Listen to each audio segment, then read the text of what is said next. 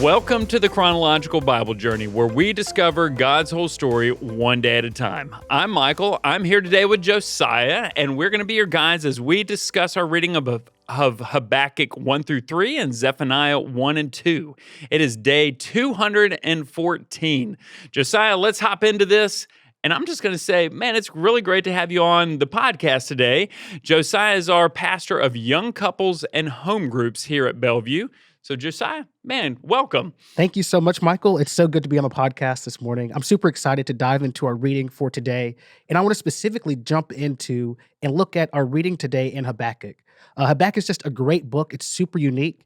I've never studied it so deeply before, but as we were reading through it, I was really drawn to a couple of themes and things that I saw here in this book. And one of them being that the righteous live by faith even when they don't understand. Habakkuk goes through this dialogue, and there's this prayer and response between him and God and how he is struggling to understand exactly what God's doing. As you guys have been studying the last couple of days, you're looking into the life of King Josiah, who brought lots of great reforms and lots of great changes and revival to the people here in Judah. Yet we see that they quickly turn away from that. And so that's where we find ourselves here in Habakkuk. Which is a common theme that we've seen in Scripture, is that the people continued to turn back away from the Lord. That's right. And it wasn't very long afterwards that they turned right back into their sinful ways. And there's this commentary that I want to read, and I think it summarizes the book of Habakkuk very, very well. And this commentator says, Habakkuk had a vision of the Lord in which he was allowed to dialogue with the Lord about his struggles and perplexities. While Habakkuk knows that the Lord is sovereign, his daily experience appears to reflect something quite different. He struggles to rightly interpret his daily realities. The prophecy of Habakkuk is a deeply personal testament of a believer's battle with the disobedience of sinners and the doubts of the soul. And I think we can so resonate with Habakkuk and how he wrestles with all of this sinfulness around him and even doubts about God's hand in his life and around him. And Michael, when was a time that you struggled to understand exactly what the Lord was doing in your life? Oh, man. You know, Josiah, there have been multiple times in my life where I've really struggled with the Lord and going, okay, God, what in the world are you doing? Why do you have me in this situation? And one that pops into my head is before I was in ministry, I was in business and I worked in a large corporation and I was in a cubicle and I was doing spreadsheets and reports, and that's how I spent most of my day. But most people who know me know that I'm a very outwardly focused person.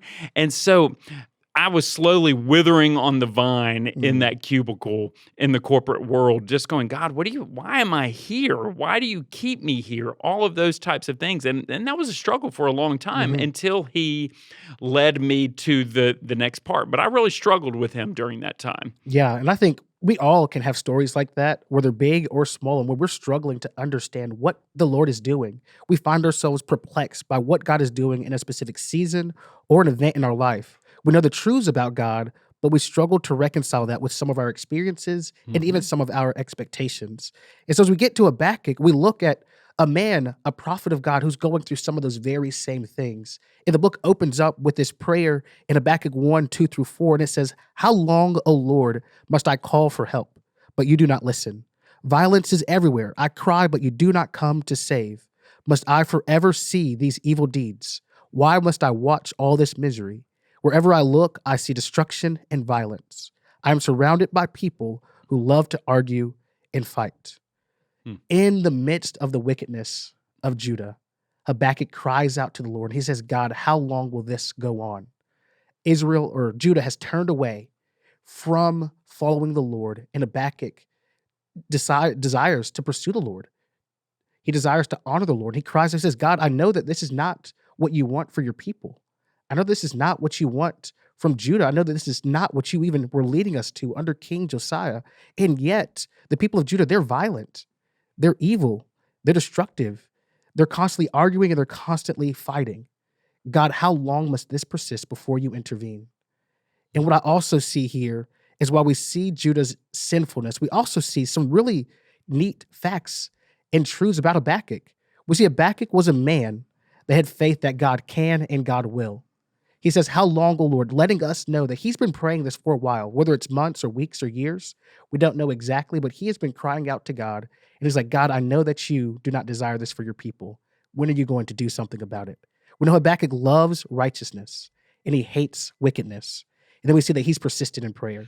What a great reminder that just because the culture around you Mm, is the antithesis of Christ and following the Lord, that does not mean that we have to be that way. that's right. We can make the decision to be different from the people around us. And that might lead us to times when we cry out like Habakkuk and we say, Lord, how long is this going to keep on going on? And reading Habakkuk should encourage us to have faith, to persist in prayer, even when it seems like God is not moving. Mm. Habakkuk didn't see what God was doing. Habakkuk didn't know what God was doing, but he continued to pray because he knew that his only option was to pursue God and for God to move on his behalf. So no matter how long, prayer must be our default response. And so we don't know how long, but right here in verses 5 and 6 of chapter 1 of Habakkuk, the Lord responds to Habakkuk. Can you read that for us, Michael? The Lord replied, "Look around at the nations, look and be amazed, for I'm doing something in your own day, something you wouldn't believe even if someone told you about it. I'm raising up the Babylonians, a cruel and violent people. They will march across the world and conquer other lands." All right. I don't think that was quite what Habakkuk was Yeah, expecting from probably God. not. That doesn't sound like overly positive. Yeah, that's not at all what I think he was hoping for. But God's answer to Habakkuk really surprises him. We see here in the verses that you read, Michael, and in the verses that follow, that Babylon is not a very righteous people. Matter of fact, they're worse than Judah. Babylon is arrogant. They are idolatrous. They are immoral. They are violent. And Habakkuk begins to question, Lord, this was not quite what I had expected. I didn't think that you were going to raise up this wicked nation to pronounce judgment on us, your people. And he begins to question, God, what are you doing here? God, I don't quite get it. I've been praying, I'm asking for your response. And then now that you have responded, I'm a little bit confused. I'm a little bit perplexed by what you've decided to do. And that drives Habakkuk back to God. Hmm. I think sometimes, Michael, we find ourselves in a similar spot as Habakkuk, but we often might find ourselves going away from God. We might find ourselves questioning the character of God, but Habakkuk goes right back to the Lord, and this is what he says in verses 12 and 13 and verse 1 of chapter 2.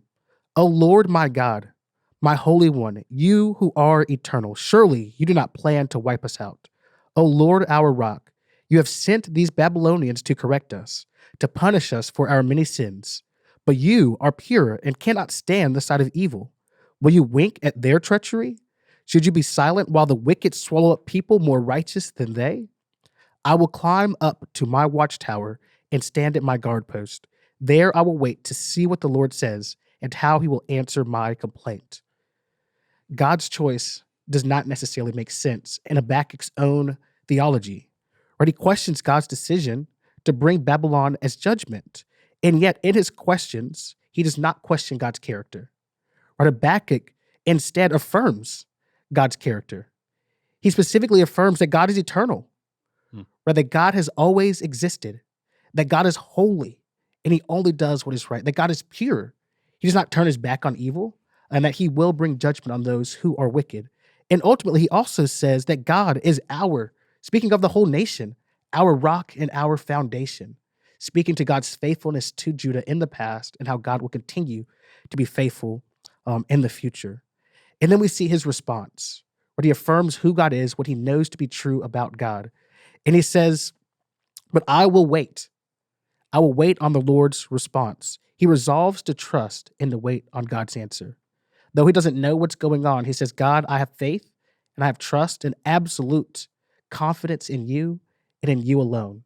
And so, God, I'm going to wait until you tell me what's next. You know, when life is completely confusing and you don't understand, you've got two choices. That's and right. that is, I will continue to put my trust in you, Lord, because this is who the word says you are. Mhm. Or you can say, God, I'm done trusting you Mhm. because I do not understand what's going on right now. I don't believe you're trustworthy. Mm. And I love to see that he made the first choice. That's I will right. wait on you, Lord. That's exactly right.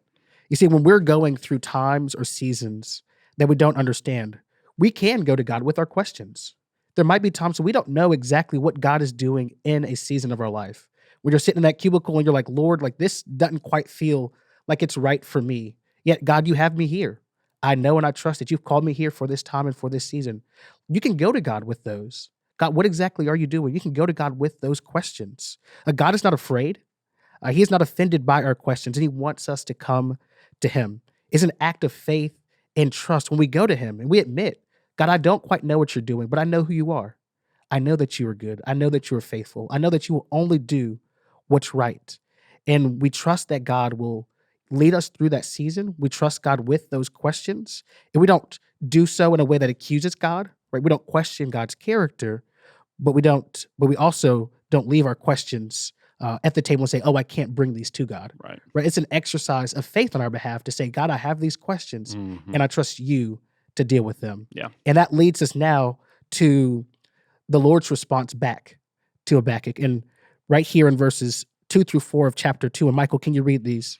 Then the Lord said to me, write my answer plainly on tablets so that a runner can carry the correct message to others. This vision is for a future time. It describes the end, and it will be fulfilled. If it seems slow in coming, wait patiently, for it will surely take place. It will not be delayed. Look at the proud. They trust in themselves, and their lives are crooked, but the righteous will live by their faithfulness to God. God reminds Habakkuk that he is not going to allow Babylon to persist in their evil ways. And that gives Habakkuk the confidence. It reminds him and gives him the confidence again that God is faithful, that God pursues justice and righteousness, and that God will bring judgment upon these people who are more wicked than Judah even. And God's answer to Habakkuk is that Babylon will be judged, and all the things that were described about them and their wickedness will be completely turned upon its head. Right? Where they plundered other nations and peoples, they will be plundered themselves. Their sense of security, their power and their pride will be completely stripped away. The nation will be destroyed and left desolate. Their pride will be turned into shame, and their idols, the gods that they served, will be exposed as worthless fantasies. Right? This was the hope that God gave Habakkuk. It said, Habakkuk, I hear you. I know you. Who I am is the same yesterday, today, and forever, and I will bring judgment upon Babylon. They will not persist in their wickedness. I love that, Josiah, this has been a great reminder that no matter what, God is trustworthy. That's right. And that we can, no matter what our circumstances are, we can trust him even in the midst of difficulty. Man, Josiah, thank you for joining us today. It has been so good to have Josiah as one of our guest hosts today on the Chronological Bible Journey. We have loved having you with us today. We hope we will see you tomorrow.